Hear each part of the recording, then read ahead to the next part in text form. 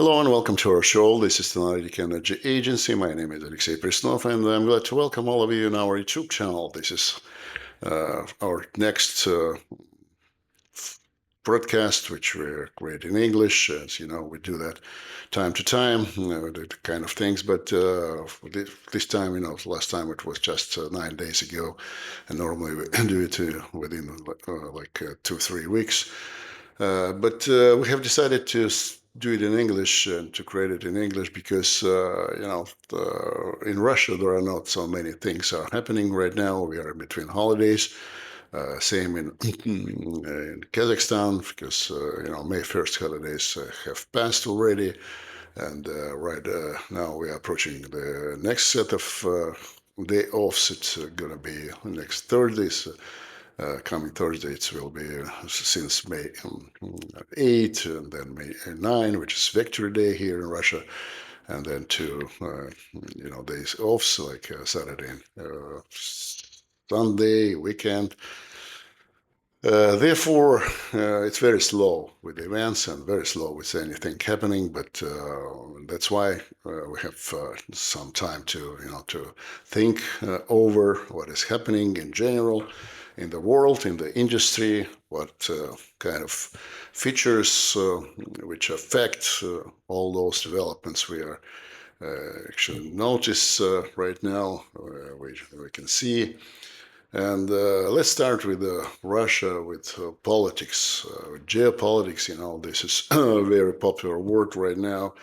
We use it and we reiterate it every day. And of course, all of that geopolitics affect all our life and from power industry as well. And we were hoping, as you know, it will be some solution within the first 100 days of Trump administration, and we saw that it didn't happen, and it failed actually. And now there is a time of uncertainty because the military actions of both sides of Russia and Ukraine, they are just intensified militarily. The conflict is intensified.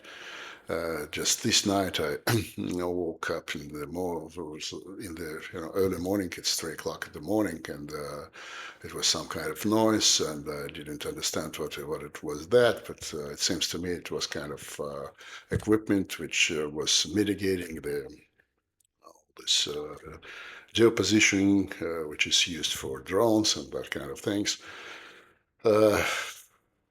And of course, things are very bad, in perspective are very uncertain, and of course it's difficult to imagine and to plan something.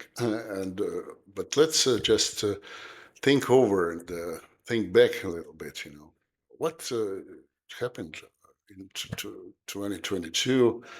Of course, we know the events, and I'm not going to, to describe something from one standpoint or another one, because I'm not a politician. I'm not even a political analyst. But what can I see from the standpoint of power industry development? We can see that Western companies, the fact is that Western companies, which have been here for many years, and for instance, Siemens has worked with Russia since 1870s, for more than 100 years, and even the Soviet Union times, and all the time it was here. But all of them, they just left, within some months after this conflict started.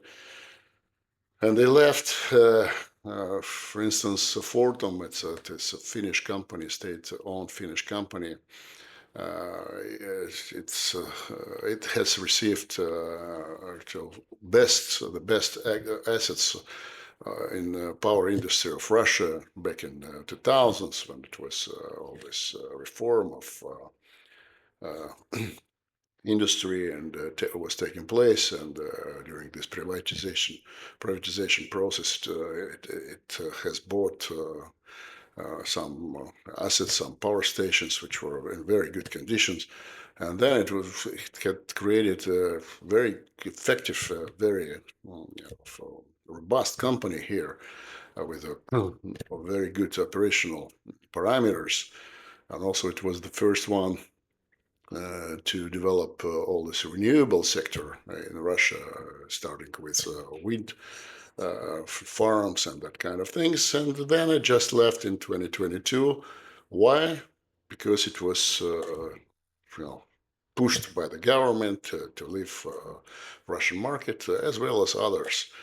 The same with Finland, because Finland, as you know, it was very friendly for many, many years, for decades, since the end of World War II.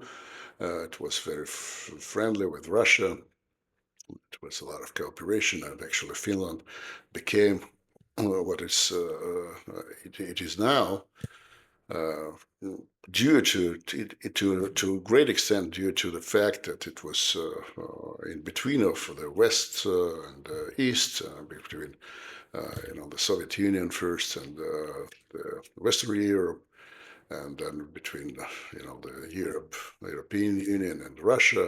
So like say about 19 or 20% of tourism was from Russia there. They spent billions of euros.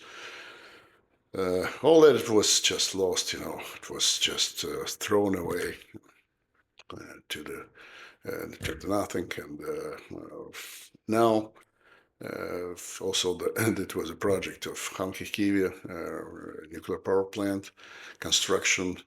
It was struck, the contract was struck back in 2013, 14.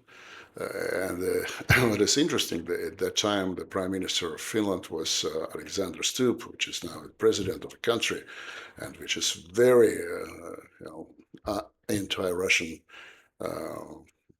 oriented right now. But at that time, he was a prime minister, and he was leading all those economic issues, and he struck the contract with. Actually, he was the one who initiated all those talks about Hanhikivi project, and then again, in 2022, in May or June, I don't remember exactly, they just.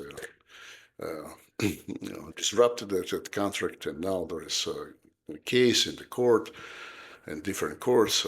Russia sues, Rosatom of Russia sues Fordham, and Fordham also applies in some other jurisdictions against Russia.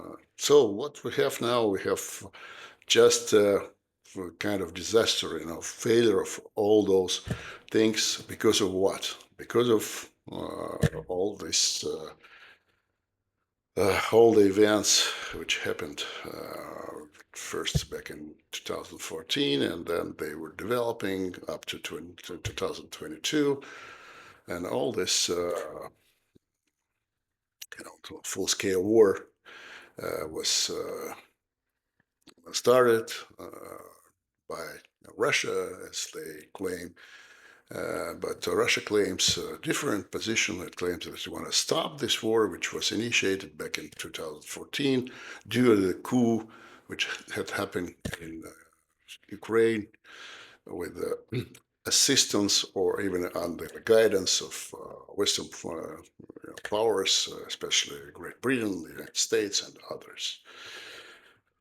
The results of that is Russia inclines right now towards state planning, governmental commission on the power sector,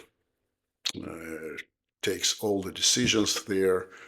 And we can see just recently they have decided what to build, where to build. It was Far East, some locations on the Far East, also in the south of Russia and near Caucasus. Because and what they just have decided there on this, it was a meeting of state governmental commission on power industry. It's kind of a new recreation of state planning. It was Gosplan in Russian, which used to run economy of the Soviet Union, and now we have on the industry we have kind of it's called Pravkom in Russia. It's a governmental commission. It's in effect runs the industry right now, takes all those major decisions and key decisions, and all those others elements of market, like market council, like all those associations. They just don't have any decisive voice anymore. It's not a market anymore there. It's if you look at the investment segment, and we spoke about that many times already, even here in our English language broadcasts, we just explained that in Russia we have quite effective operational market in the power industry, in the power market, in the power sector, but we didn't manage to create an effective, robust market on the investment segment. And now this is inclined and slanted towards state planning, kind of administrative, back to administrative economy. It's kind of Chinese type, Chinese style. Of course, as I said many times, the problem with Russia is that there are no Chinese here, and we don't have so many resources. It's the market that's not so big, internal market, domestic market, to create all those stimulus which Chinese have. But nevertheless, these recent decisions, they just clearly show that competition there was restricted, because it were discussed two options. One of to build new capacities on some foreign equipment, or just given access to foreign companies to compete with Russians on the tenders, but finally they have chosen not to do that, and they just chosen more expensive but fully localized approach, where all the equipment is produced in Russia. Or it could be, also foreign investments, but it should be produced in Russia at least. And it's more expensive for Russian economy, for consumers, for everything, but it's totally oriented on domestic equipment.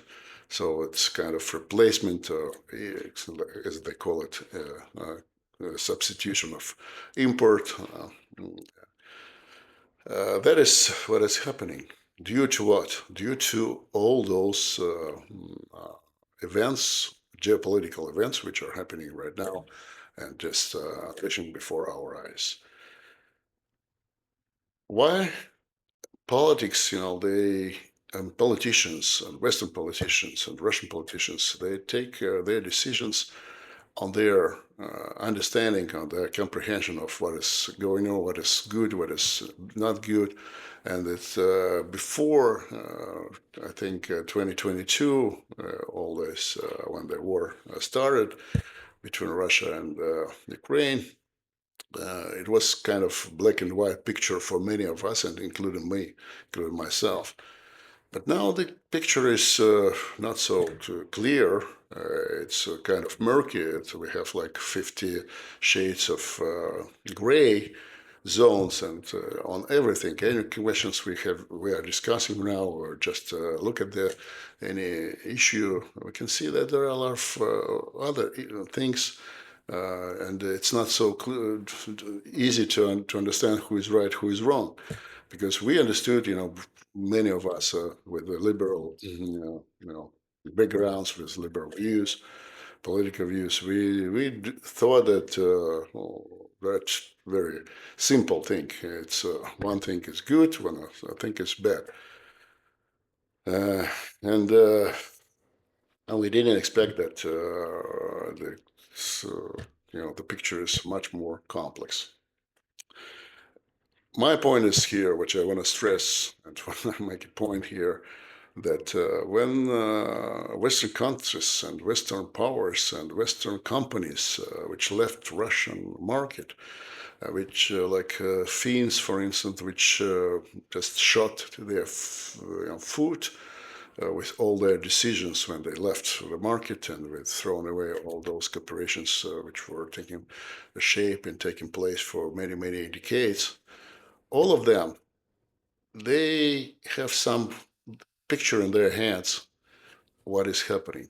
But in reality, the picture is much more complex because they don't understand the nature of that conflict. Many of them, because time to time I speak or I just write, communicate with my acquaintances in the West and who try to find out what is our point of view on all those events and which is what is happening here in Russia. And I just realized that they don't understand many, many things because first, they are not well educated in this field, at least, They don't know the history. They don't know all those details and our understanding what is Ukraine for Russia and Russia for Ukraine, how they are interrelated, intertwined, and all that is very complicated.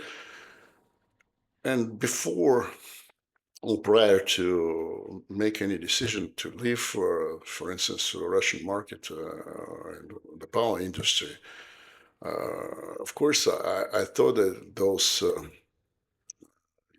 those companies, those leaders of the companies, those people who make decisions, uh, they had to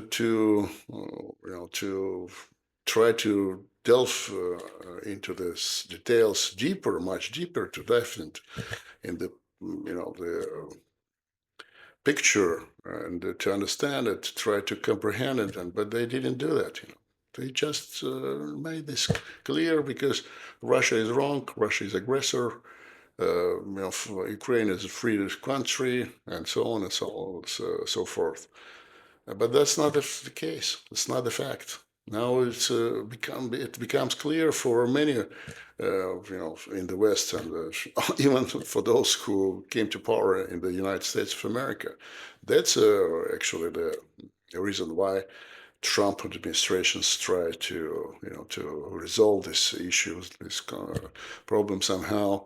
But what we now see that it's not the case again, in terms of they didn't dive deep enough to understand the root causes of those events, and besides probably Mr. Witkoff, who came here many times already and spoke to President Putin. You know, and he just expressed some attitude on real issues which concern Russia, and of course, just he wanted to address those concerns. Others, if you look at the Marco Rubio, for instance, and some others, they just reiterate all this mantra that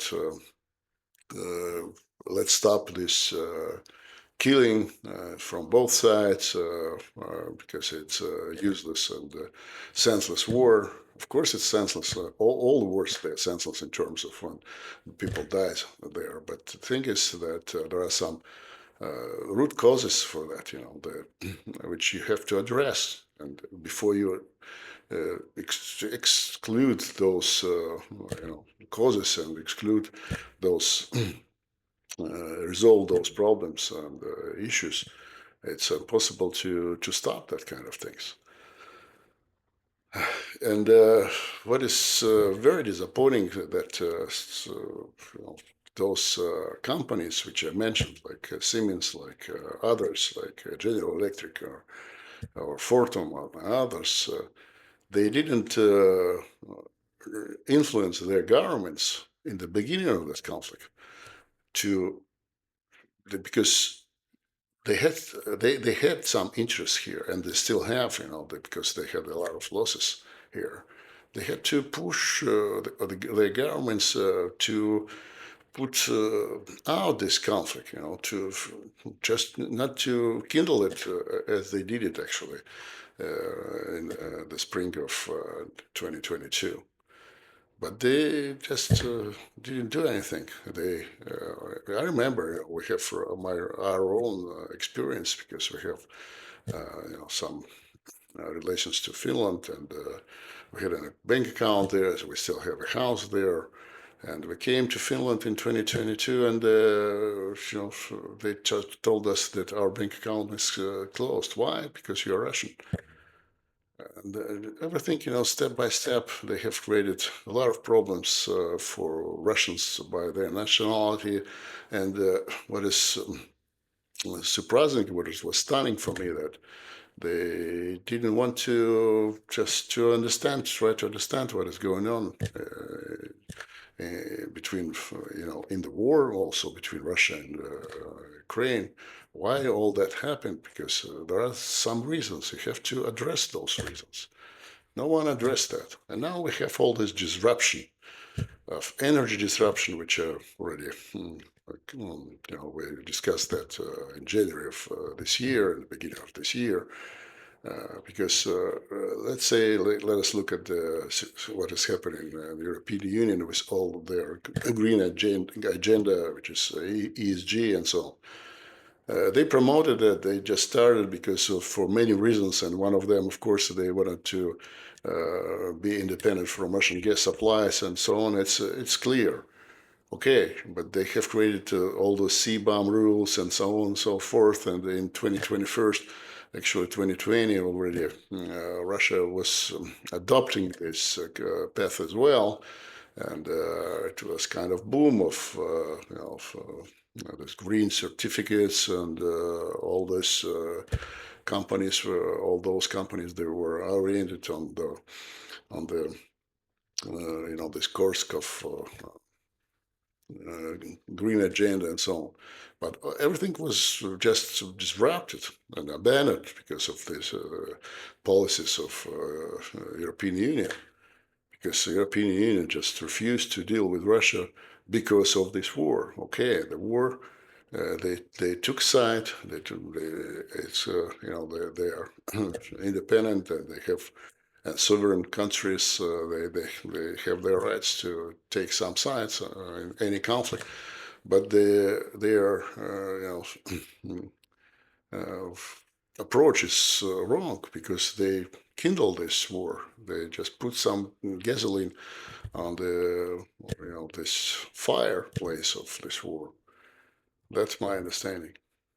Thank you for watching, and let's see if I release this video. But anyway, I am frustrated with this approach of Western countries towards these events which are happening right now. Thank you.